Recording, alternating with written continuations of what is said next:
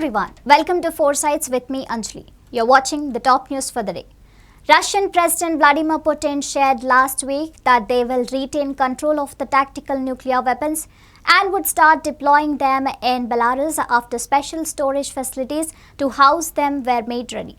He has pointed out to similar deployments by the US government in a host of European countries over many decades. All eyes are on Eastern European country Belarus, where the president of the country, Alexander Lukashenko, spoke to the press about the Russian tactical nuclear weapons that are in its possession. Lukashenko has said that Belarus is taking delivery of Russian tactical nuclear weapons, some of which he said are 3 times more powerful than the atomic bombs the US dropped on Hiroshima and Nagasaki in 1945. Both US and China are watching closely, even though this may not change US nuclear strategy. That this deployment comes in the midst of Russia's ongoing war with Ukraine, and that Belarus borders 3 of the NATO countries, Lithuania, Latvia and Poland. And for long, Belarus president is unhappy over the interference of the West and calls this deployment a win does not bode well for the US. Cyclone Biparjoy continues to keep Pakistan and India on their toes, and the two countries stay alert as it is expected to landfall in Gujarat and parts of Pakistan. The weather department's updates keep India and Pakistan on high alert as warnings of inundation of roads and destruction of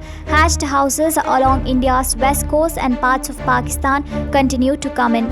Cyclone Biparjoy is expected to landfall on Thursday. Though it's classified as severe cyclonic storm, it is expected to downgrade to a cyclonic storm and depression. The high tides in the Arabian Sea and cyclone-packed winds are expected to inundate low-lying areas along the coast. Heavy rainfall is already recorded in coastal districts of Gujarat. Schools have declared holidays. Fishing and offshore oil installations and ports have suspended operations. Argentina skipper Lionel Messi has said that in principle, last year's World Cup was his 5th and final appearance at the global soccer showbiz event.